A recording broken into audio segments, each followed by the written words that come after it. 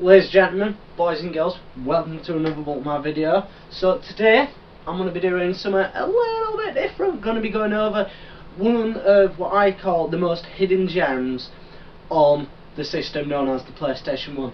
So this game was released in September of 2000 for the PS1, developed by Sugar and Rocket and published by Sony Computer Interactive Entertainment Europe or Japan, but in America it was published by Activision.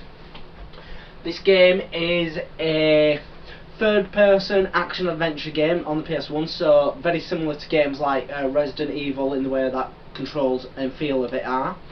This game was known, in Europe anyway, as Chase the Express, and in America they got the more cliche title of Covert Ops Nuclear Dawn. So, what is this game about? What are you doing?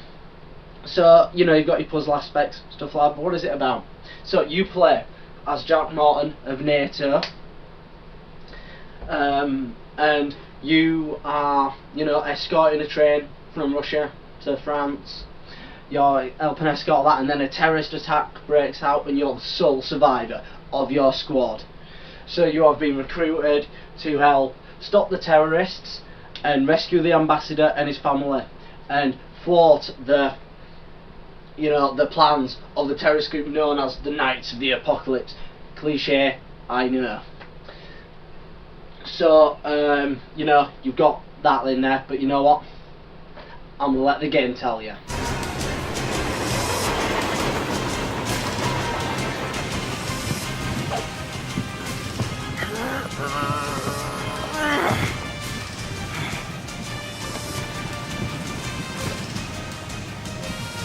This is Lieutenant Jack Morton. The train has been taken over by terrorists in a sudden attack. We're aware of that. Lieutenant Morton, the circuit you're using now is connected to the UN International Counter-Terrorism Organization. I am the commander of that organization's headquarters. Is that clear? How many of your units survived the attack? None! Only me! Here's the plan. As it stands now, the Blue Harvest has been captured by an armed terrorist group called the Knights of the Apocalypse. They're demanding $20 billion in safe rail passage to France as ransom for the French ambassador.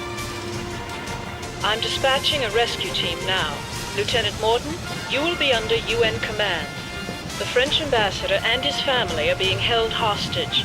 You are to make sure they're safe until the rescue team arrives. Report immediately when you've accomplished this. Roger! The terrorists might intercept our transmissions. Limit your radio use to emergency rescue requests. Any questions? How do we get in the train? There's a hatch on the roof of car 11. Roger! Jack, stay alert. So, this game plays a lot like Resident Evil in the way that with the tank controls and everything like that. And it's got puzzle elements similar to Resident Evil, but more simplified in the way of this is the code for this door, this is the code for this and this.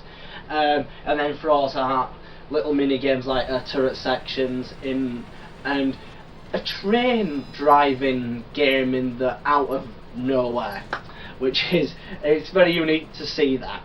Anyway, so what does this game do differently? Well, aiming, for example, normally in Resident Evil type of game, you know, you've got your gun and then it automatically kind of aims for you. This does an auto aim system, but then it has brings up a reticule around the enemy, either green, yellow, or red.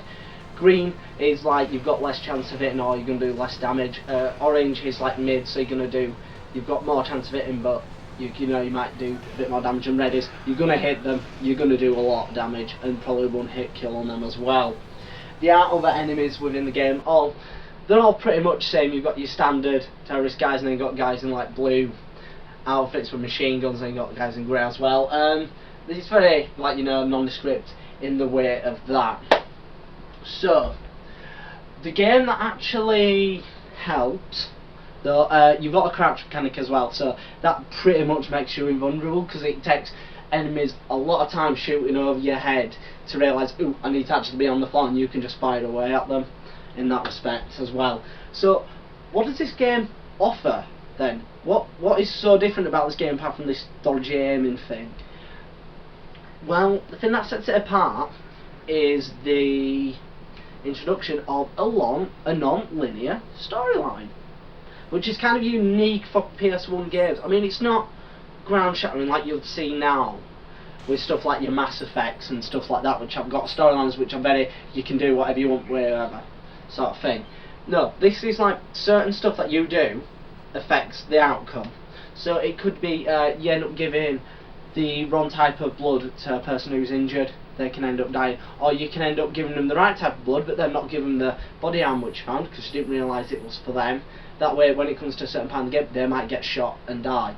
Stuff like that. And even like giving out a wrong system disc, because you get find 2 system discs, one of them is good, one of them's bad, and you don't rightly know which one's which, so it's sort of toss of the coin with that, and then you'll find out later on, are they able to arm the nuke or are you able to disable it, stuff like that as well, which is all quite nice. So the game comes on 2 discs. It's not a long game, you can complete it under, I would say, about 4 hours if you know what you're doing. So it's not a big game at all. But one of the things that it picks up from like its brethren in that sort of genre, which is like your Resident Evil Tales type gameplay and stuff like, is a unique saving option. So in Resident Evil you've got your typewriter in your magic boxes.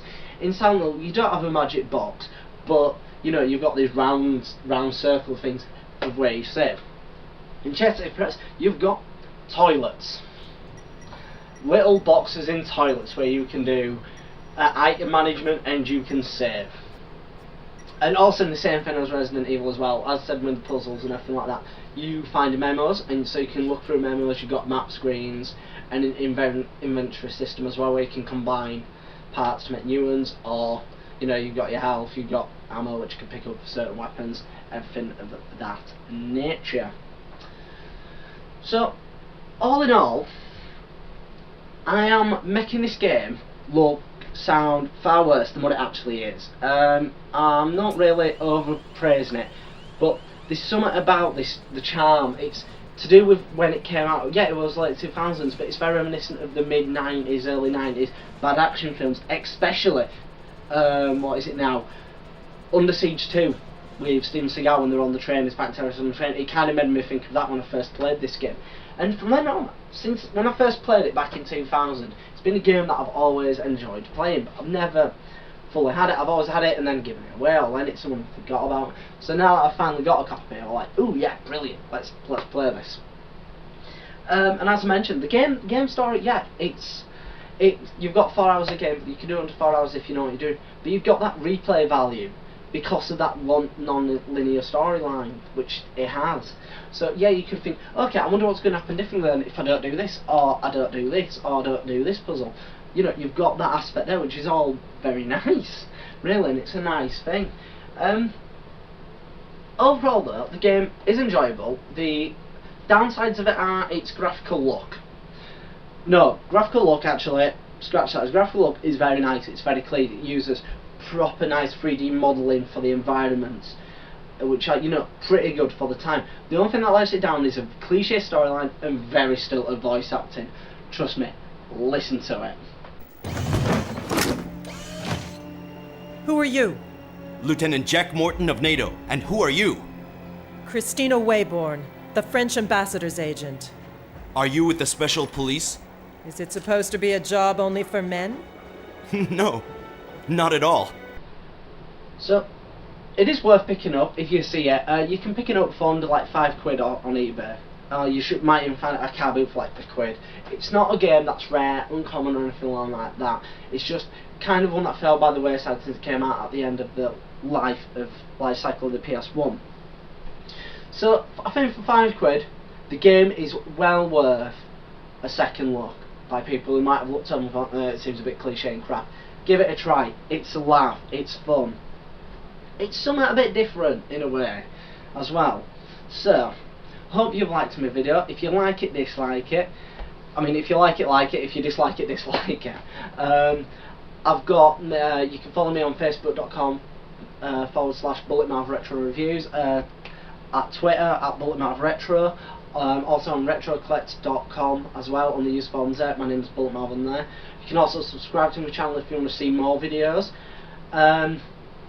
as well. If you tell me your thoughts. Have you played this game? Do you enjoy this game, or haven't you heard of it and now interested in picking up? Let me know in the comment section below. But as I say at the end of every video, keep on gaming.